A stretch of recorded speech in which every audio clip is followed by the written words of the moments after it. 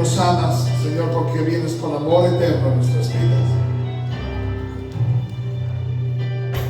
Y parece ser que están ahí los niños. Vamos a pedir a nuestro hermano Paco del Llano que nos pueda leer este versículo del libro de Zacarías, capítulo 4, versículo 10.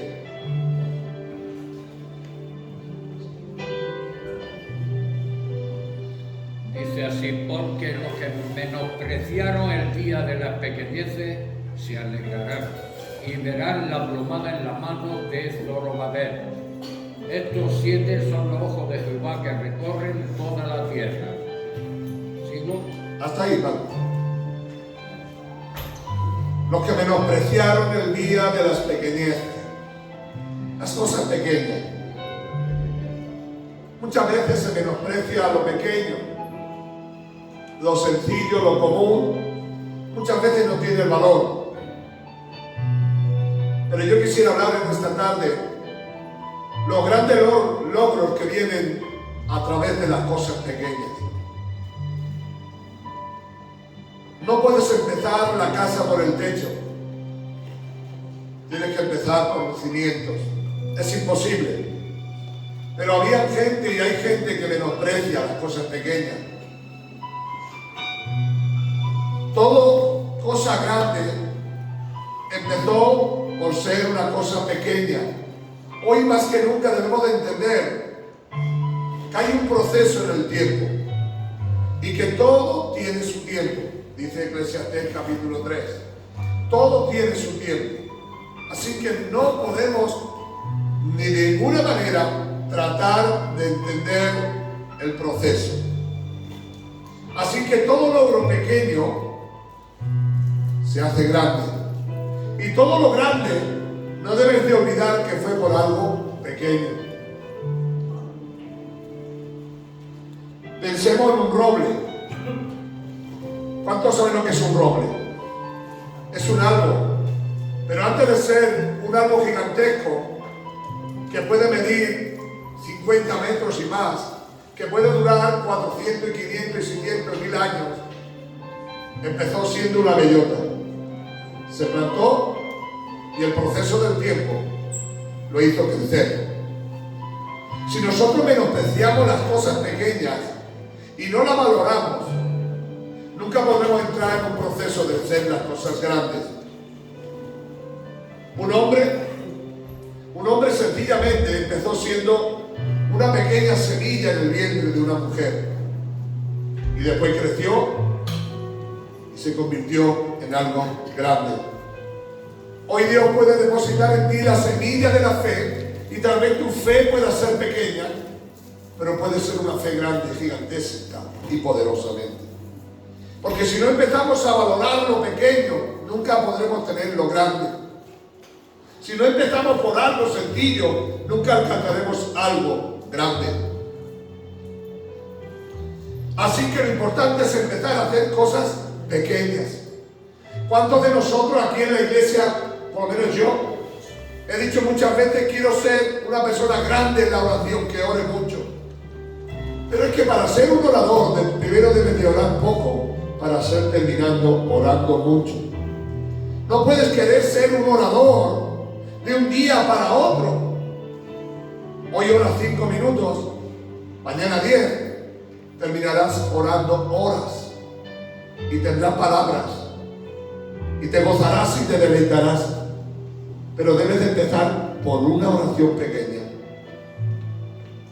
Es como aquellos que quieren cambiar su vida y de la noche a la mañana quieren cambiarlo todo. No puede ser. Es un proceso, paso a paso, paso a paso. Así que para poder tener cosas grandes, debes de empezar por cosas pequeñas. Tu vida no empiece por lo más difícil de tu vida. Empieza por lo más sencillo y lo más fácil. Empieza por aquello que es fácil quitártelo. Lo difícil se hará en su tiempo y en su momento. Pero debes de empezar con las cosas pequeñas.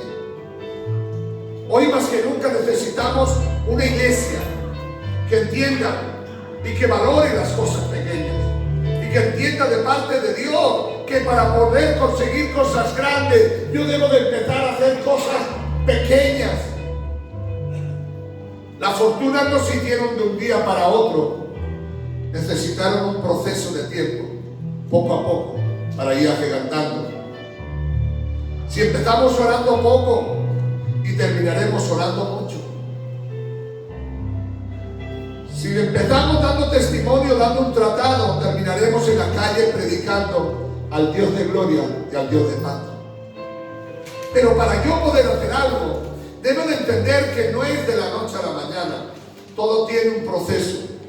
El Cristo de la gloria, el unigénito Hijo de Dios, tuvo que nacer en el vientre de una mujer y vivir simplemente como un carpintero trabajando y viviendo, y pudo transformar y cambiar todo este mundo en el gran poder. Si queremos ser hombres de oración, debemos de empezar a orar y no querer llegar a ser grandes oradores de la noche a la mañana. Sencillamente orar. Si queremos ser lectores de la palabra de Dios, porque ¿sabe cuál es el problema de la iglesia? Que se cree que solamente somos oidores. Pero si es un oidor de la palabra de Dios y no un lector de la palabra de Dios, te podrán engañar. En este tiempo que hay tantos falsos profetas, si solamente escuchas y no comparas, al final te engañarán. ¿Sabes por qué? Porque el mismo diablo se disfraza de ángel de luz. Y todos sus siervos parecen ángeles de luz, pero son demonios. Empieza bendiciendo a alguien y después te bendecirán. Dios le dice a Abraham: serás bendito y serás de bendición. Dios te bendijo a ti, bendice a otros. Bendice a otros, porque este es el plan y el propósito de Dios. Saber valorar lo que tenemos. Así que todo lo que empieza despacio, al final empieza grande. Hoy más que nunca necesitamos una iglesia que empiece de cero y que diga: voy a seguir hacia adelante, voy a seguir hacia adelante, porque sabe cuál es el plan y el propósito de Dios. Dice que el que persevere hasta el fin, este será salvo. El apóstol Pablo, como siempre, le dice: corre con paciencia la carrera de Dios. No le dice que se afane, no lo dice que se turbe, no lo dice que quiera conseguirlo al otro día, sino corre con paciencia. La palabra paciencia significa perseverancia. Corre con perseverancia, continuamente. ¿Se acuerdan ustedes cuando a alguien le dan un resultado y le dice: usted tiene el colesterol muy alto? Sale y dice: usted tiene que hacer algo. ¿Sabe lo que hace? Sale por la mañana, se pega una carrera, se hincha, se revienta a andar, pero le dura 2 o 3 días, porque a ese ritmo no se puede llevar la vida. Usted tiene que adelgazar 2 o 3 días, vamos, pasando más hambre que el perro de la alegría. ¿Sabe quién era el perro de la alegría? Era el perro del afilador, que se comía la chispa por comerse algo caliente. Tenía tanta hambre, era algo que tenía hambre. Yo quiero que entienda de parte de Dios. Empiece con poquito, quítese el azúcar, quítese aquello que le gusta, aquello y aquello, y llegarás a tener el propósito que has empezado. Empieza por cosas pequeñas, fáciles, que puedes quitar, y conseguirás quitar lo grande y lo bruto que quieres quitar. Porque todo lo que empieza despacio casi siempre se termina. Hay que empezar despacio, hay que querer, pero hacer la voluntad de Dios. Hoy más que nunca, Iglesia de Jesucristo, debe de poner metas en tu vida, metas alcanzables, metas que puedas conseguir. Y me levantaré a las 9 de la mañana y oraré. A las 9:30 leeré la Biblia. A las 10 almorzaré, limpiaré mi casa, iré a comprar, haré la comida, y a las 5 de la tarde me volveré a sentar y tendré un tiempo con Dios y buscando a Dios. Son cosas sencillas que puedes hacer. No quieras hacerlo todo cuando sabes que no puedes, sabes que no alcanza. Seguro que cada uno de los que aquí estamos, tenemos un don, uno como mínimo, un don. O bueno, voy a traducirlo más al lenguaje. Una habilidad, todos los que aquí tenemos una habilidad, sea espiritual o sea natural. Por 100 años que me tirara tocando la guitarra, no aprenderé a tocar la guitarra nunca. Y lo he intentado. No es mi don. Y por más que quiera, el don y gracia que Dios da a cada persona es un don y gracia de Dios para poder hacer algo. Hay mujeres que cocinan muy bien, otras por mucho que quieran no van a poder cocinar nunca bien. Hay personas que no les cuesta ningún trabajo limpiar toda la casa y otros que para limpiar el armario ya les cuesta. Pero tienes un don. Pero ¿sabes cuál es el don que tienes? ¿No? Pues búscalo. Y cuando lo encuentres, por muy pequeño que sea, utilízalo. Dale gracia a lo que Dios te ha dado. Actívalo. ¿Se acuerdan aquellos que Dios repartió talentos y le dio a cada uno un dinero? Dice que a uno le dio uno solo y ese uno que le dio lo escondió. Pero ¿saben por qué lo escondió? Porque no lo valoró, dice, uno solo. El Señor le dijo, siervo negligente, te he dado un don y no has sabido utilizarlo. No, yo lo guardé, Señor, no vaya a ser que... No, es que Dios no quiere guardarlo, si te lo ha dado es para que lo gastes, para que lo inviertas en tu vida. ¿Qué habilidad tienes? A lo mejor simplemente tienes la habilidad de saludar. A lo mejor tienes la habilidad simplemente, sencillamente de visitar. Visita. De dar un abrazo cuando viene aquí, pues dando, ya está. Sí, ese es tu don. Si no lo usas, al final lo perderás. Si menosprecias lo que Dios te da, al final Dios te lo quitará. Hay personas que tienen don de profecía. Hay otras personas que tienen don de lenguas. Y consecutivamente todos se saben los dones. Pero Dios te lo regaló y no lo utilizaste, al final se te quitó. ¿Sabes por qué? Para que tú no olvides nunca que el don que te ha dado Dios es para la edificación del cuerpo de Cristo. ¿Para qué quieres que te dé Dios un don si no lo usas? ¿Acaso piensas que Dios hace las cosas por hacerlas? Bueno, voy a dar un don a esta persona y después no lo ejercita. ¿Para qué lo quieres? Dile al que está a tu lado, valora lo que tienes. Si no lo usas porque piensas que es poco, pues te digo una cosa, que poco es algo, pero nada es nada. Poco es algo. Mira, digan conmigo, mucho es mucho. Poco es poco. Pero nada es nada. Si no valoras lo que Dios te da, no entenderás el proyecto divino de Dios. Cuando Dios te da algo, por pequeño que sea, tiene un valor especial. ¿Sabes por qué? Porque ese don solo lo tienes tú. Y lo usas y Dios te va a bendecir. Si no, Dios se buscará a otro. Porque Dios no está atado a ti. Tú estás atado a Dios. Sin Dios, nada somos. Nada somos y nada tenemos. Si usas cualquier cosa que Dios te da en tus manos, será prosperado. Y vendrá más. Dice el Señor, si el grano de trigo no cae a la tierra y muere, no lleva fruto. Mire qué sencillo es esto, hermano. Usted tiene un grano de arroz. Si usted le planta, ¿qué puede salir? Una planta. ¿Sabe usted cuántos granos puede tener una planta? Un montón. Pero si el grano de arroz usted lo tiene metido en el bolsillo con un papel, no sirve para nada, porque un grano no vale para nada. Aunque alguien dijo que un grano no llena el granero por ayudar al compañero, pero no es verdad. Un grano sigue siendo nada. Hoy Dios te está diciendo en este día, si yo puse algo en tus manos, utilízalo. No lo menosprecies. No lo tengas por poco.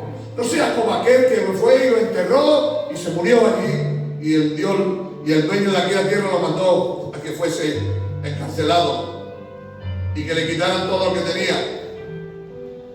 Le quiero decir una cosa que usted tiene que aprender. Jesús nació en un establo. Pero ¿sabe cómo terminó Jesús? En el tercer cielo, a la diestra de Dios Padre. Empezó siendo en algo pequeño. Cuando la mamá le dio a luz y no tenía dónde ponerlo, lo puso en un pesebre. Por si alguno no sabe lo que es un pesebre es como una reguera que tiene una parecita aquí y otra aquí y así, que le echan de comer a los animales.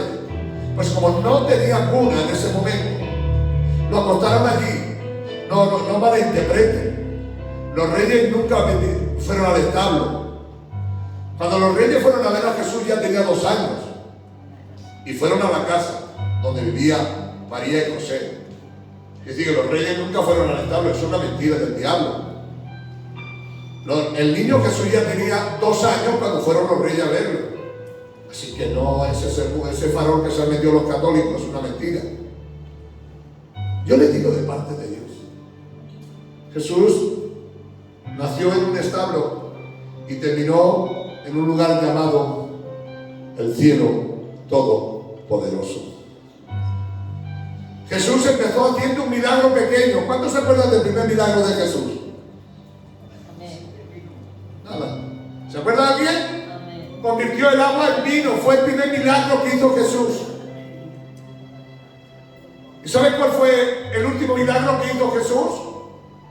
Dice, cuando Jesús murió y resucitó, se abrieron todos los sepulcros y los muertos salieron a vida. Digan aleluya. Digan amén. Den un aplauso fuerte al Rey. Aleluya. Aleluya. Empezó con poquita cosa, convirtiendo el agua en vino. Terminó abriendo los sepulcros y resucitando a los muertos y limpiando a los leprosos. Terminó dándole vida a los muertos y ofreciéndote a ti una ciudad celestial para que puedas estar con Él por la eternidad. Si hoy valoráramos el esfuerzo de Jesús en convertir el agua en vino, eso no se haga, eso es muy poquito. ¿Para qué sirve eso? ¿Para una fiesta que había allí en aquel pueblo? Que se gastaba cierta fulana, mengano o setano. No. Es que eso fue el principio. Tú puedes hacer algo en el principio pequeñito.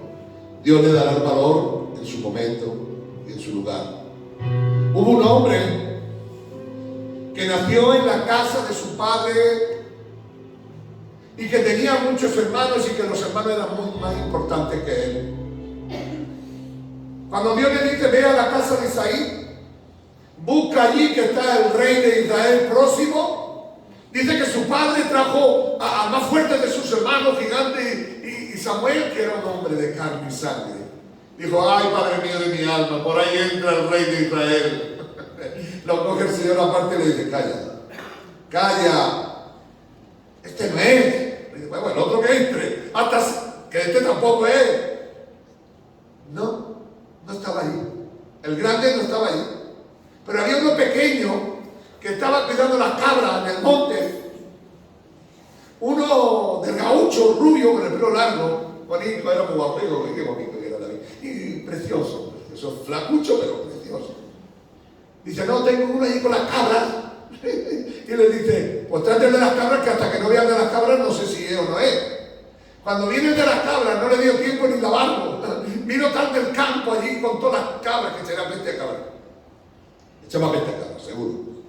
A pipí de las cabras, esto, lo otro. Y cuando lo ve dice, ay, el rey de Israel. Mira, escuche mi hermano. Si Isaí no lo valoró, Dios sí lo valoró. Amén. Porque cuando tú ves el trasfondo de David, te quedas pasmado. Cuando ves el trasfondo de David, te quedas asustado. Cuando Goliat se presenta contra el pueblo de Israel y achica al pueblo de Israel y blasfema contra Dios y dice tonterías contra Dios, él dice, esto no puede ser, hombre, a eso me lo cargo yo, eso lo quito del medio. Flacucho, del gaucho. Se enfrenta con Goliat 3 metros y pico de alto, fuerte, Dice que iba todo como acorazado, como un tanque, con redes. David iba con una casi minifalda, iba por aquí, una túnica para poder correr. Se la había amarrado aquí a la cintura, entonces se subía la túnica hasta aquí para poder salir corriendo con las piernas. Unas piernas de palillo, temblando, y aquel gigante. Pero dice esta frase que es la que quiero que tú aprendas. Tú vienes a mí con espada y jabalina, mas yo vengo a ti en el nombre de Jehová, y con una piedra sola derribado será. Quiero que entiendas una cosa. Empezó por algo pequeño. ¿Sabes por qué empezó? Por pastorear ovejas y cabras. Pero dice que cuando venía el oso o venía el león, no tenía ningún miedo. Se presentaba a él y a los lobos y a los zorros, a todo lo que venía, y peleaba. Y si Dios me libró del zorro y del león, me va a librar de este gigante. Dile al que está a tu lado, no importa cuán grande sea el problema, Dios lo puede derribar.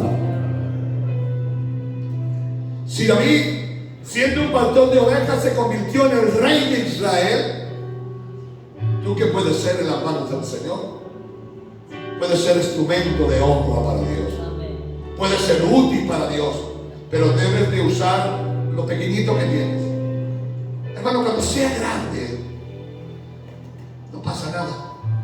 Si usted quiere ver y mira el trasfondo, hay actores que casi la mayoría de ellos nadie quiere ser el hijo de fulano o de secano.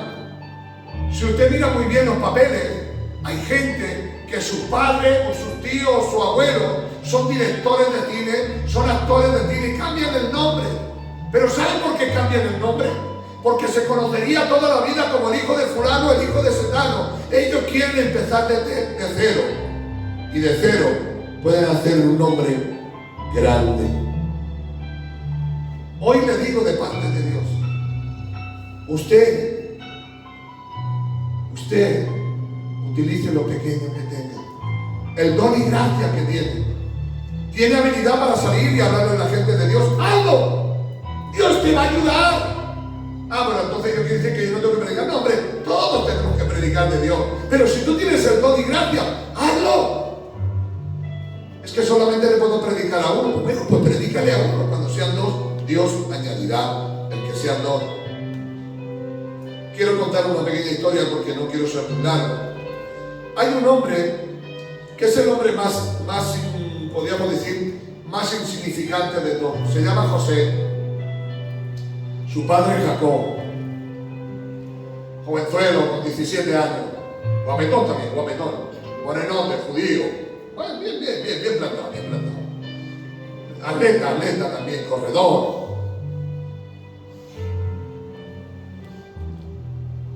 Por ser franco y por decir la verdad a la cara, su hermano le menosprecia.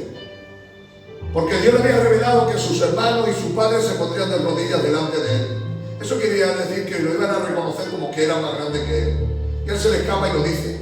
Y los hermanos dicen, este está loco. Mi padre también se va a poner de rodillas delante de este, lo echaron, lo vendieron. Cuando lo venden, se lo venden a Potifar. Potifar tiene un problema en su casa. Y el problema es que se enamora la mujer de este hombre. Este joven dice, yo nunca pecaría contra Dios. Se mantuvo firme. No me rebelaría yo contra Dios. No pecaría yo contra Dios. Por decir eso y decir la verdad, lo meten en la cárcel. Y después de estar en la cárcel, tuvo un gran problema tras otro. Pero le voy a decir una cosa. Jamás José podría haber llegado al palacio si antes no pasaba por la cárcel. No me entiende. ¿Entiendo? Empieza por ahí. Pequeñito. ¿Sabe lo que pasa? Que aún en la cárcel José seguía diciendo la verdad. Aún en la cárcel no había olvidado el don que tenía y era de ser sincero conforme a la verdad de Dios. Al final, si usted lee la Biblia, después de José no había otro más grande que él, solo el faraón. Te digo de parte de Dios. José supo utilizar lo que tenía. ¿Qué es lo que tenía? El don y gracia. Lo que Dios le había dado, y él seguía R. No usaba la mentira. vida, vivía en la verdad. Podía haber pecado, pero no pecó deliberadamente. En esta tarde, si me escuchas, hermano, no menosprecies las pequeñeces que hay en tu vida. No quieras empezar la casa por la ventana, ni quieres empezar la casa por el tejado. Cimientos. Si hay algo que yo quiero que tú aprendas es esto. Una casa se mantiene por los cimientos. Ahora dígame usted a mí, ¿qué casa ve usted los cimientos de la casa? Ninguno. ¿Sabe por qué? Porque los cimientos están escondidos. No se tienen que ver. Usted no tiene que decir a todo el mundo, es que yo hablo en lenguas, es que yo soy profeta. No, demuéstrelo. Y deje que Dios actúe en poder. Había una mujer llamada la viuda de Serepta de Sidón. Una mujer, que es para que lloremos, hermano, sale de su casa con una sola idea, de coger unas leñas, hacer una comida, cerrar la puerta y morirse ella y su hijo pequeño. Qué triste, hermano, qué angustioso, qué lastimoso. Se imagina una mujer sin marido, con su niño, coger comida para morirse, coger leña para morirse. Se acerca a alguien y le dice, oye, Serepta, ay, que me nombre va a viuda Serepta, ay, qué guapa, y, cariño mío, hazme una torta de harina. No tengo, por favor, solo tengo para dárselo a mi niño y nos vamos a morir. No, hombre, no, tú hazme una torta a mí y tráete un vaso de agua. Que no había agua durante 3 años y medio, no había ni gota de agua, que no había harina en ningún sitio. Ella le dijo, mire señor, solo tengo un poquito así de harina y me lo voy a comer yo y mi niño y después nos cerramos la puerta y nos morimos dentro. Cuando Elías le mira, ella le entiende y le trae la torta que había, que era, ya no había más torta, que la gasta allí, se la da, con un poquito de aceite, se la da y se lo come. Ay, ¿yo dónde quiero llegar? Era tan poco lo que tenía la viuda aquella, que si lo guarda se moría. Por haber compartido lo poco que tiene, le dijo, mira, no te va a faltar ni la harina ni el aceite, hasta que no haya en abundancia en todos los lados. Oh, mis queridos hermanos, poquito lo compartió. Y al compartir, Dios le ayudó. Todo el mundo en la Biblia entiende y comprende que esta viuda estaba ahí para que Elías no se muriera. Mentira del diablo, hermano. La viuda estaba ahí con un propósito, en que Elías le diera la oportunidad de vivir. Así que Dios no solamente estaba preocupado de Elías, sino que estaba preocupado de la viuda con su niño, que nadie tenía que le ayudara. Y Dios le ayudó. ¿Sabéis por qué? Porque de lo que comió la viuda era provisión divina. ¿Sabes por qué? Porque ella tenía una tinaja así de harina, la tiraba y salía otra, la tiraba y salía otra, la tiraba y salía otra. Mire, y el aceite que hacía así, se acababa y salía el grifo. Está conmigo en esta tarde, quiero que entienda una cosa. Si ella se guarda el poquito de harina, come la torta y se muere, ¿para qué le hubiese servido? Se hubiese muerto. Sin embargo, cuando ella valoró lo poquito que tenía y se lo compartió con el siervo, le dio vida y vida en abundancia. Dios le dio harina para siempre y comida y sustento para siempre. Hoy más que nunca entendemos y tenemos que entender de parte de Dios que hay que valorar lo poquito que tengamos, porque las manos de Dios son muchas. Amén. Hay un montón de personas, como 5.000 personas, sin contar mujeres ni niños. Escúcheme, ¿sabe usted el problema que tenemos, no? Que las mujeres siempre están mucho más multiplicadas que los hombres. Serían 5.000 hombres, a lo mejor ya 20.000 mujeres. Y dice los apóstoles, Señor, ten compasión de ellos. Llevamos nosotros todo el día, se están mareando, se caen, están en el desierto y no tenemos que darle de comer. Aparece un niño con dos panes y 2 peces. Y le dice: Señor, hay aquí uno que tiene 2 panes y 2 peces. Y después de hacer suma dice: vamos, mi amiga, no llega.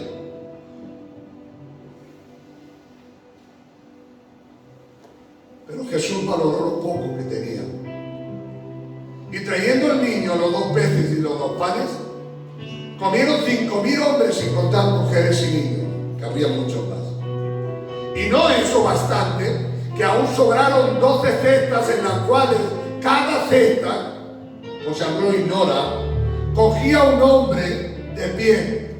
Porque esas son las cestas por las que bajaron a Pablo en la muralla para abajo. Era una cesta gigante, grande y poderosa. Sobraron 12 cestas, simbolizando que había pan para darle de comer a las 12 tribus de Israel. Amén. Hola. Es porque hubo alguien que creyó en las pequeñeces. 2 peces y 2 panes, por favor. Son después 5 porque aparecen en otro sitio, pero 2 peces y 2 panes relatan en un lado de la Biblia. Y otro que dio 5 en total. Pero ¿qué es lo que sucedió? Que Jesús le dio valor a lo poco. ¿Cuánto tienes tú? 2 peces, 3 peces, 4 peces, 5 peces. ¿Qué son esos? En la mano del Señor es poderosamente grande. ¿Cuál es mi consejo en este día de parte del Señor? Empecemos a valorar las cosas pequeñas. No empieces por el tejado. Empieza por los cimientos, poquito a poquito. ¿Quieres quitar cosas de tu vida? Empieza por las fáciles de quitar, por las sencillas de quitar. Empieza y después irás a lo más grande. Pero si empiezas por lo grande no funciona. Todavía no funciona porque no está establecido. Dice que Zacarías dijo que algunos menospreciaban el día de las pequeñeces, pero sin embargo Zorobabel había echado la plomada. Claro, si no sabemos de qué va todo esto, era cuando estaban restaurando el templo, cuando después que había sido destruido por el rey Nabucodonosor. Estaban restaurando el templo y las murallas de Israel, de Jerusalén. Entonces había tirado la plomada. ¿Saben lo que es la plomada? Los que son albañiles lo saben, ¿verdad? Pues una pared, aunque tú le pongas un nivel, siempre parecerá perfecta. Sin embargo, cuando tú tiras la plomada, se verá la plomada recta. ¿Sabes por qué? Porque ahí no hay sombra de variación. La plomada es algo que se inventó hace cientos o miles de años y están funcionando. Hoy le digo de parte de Dios, no menosprecies las cosas pequeñas que hay en tu vida. Dale valor a lo poco que tienes, porque será grande. Usted no ha visto cuando alguien tiene una casa, dice: esta casa no vale nada. Mire usted para atrás que hay otros que ni siquiera tienen casa. ¿Ha visto usted que el coche no vale para nada? Pues mire usted para atrás que hay otros que no tienen ni siquiera coche. Había un hombre andando por un camino, se encuentra una historia, que iba comiendo hierbas del campo. Y decía: soy el hombre y el ser más desgraciado que existe en el mundo. Y este hombre mascaba las hierbas y las tiraba. Pero dice que mirando para atrás había otro que venía comiéndose las hierbas que él tiraba. Y entonces dijo y empezó a decir: gracias, que siempre habrá alguien peor que yo. Gracias por lo que tengo. Cache su cabeza, vamos a orar. Padre, en el nombre de Jesús, nos acercamos a ti, Señor, y queremos valorar lo poco o lo mucho que tengamos.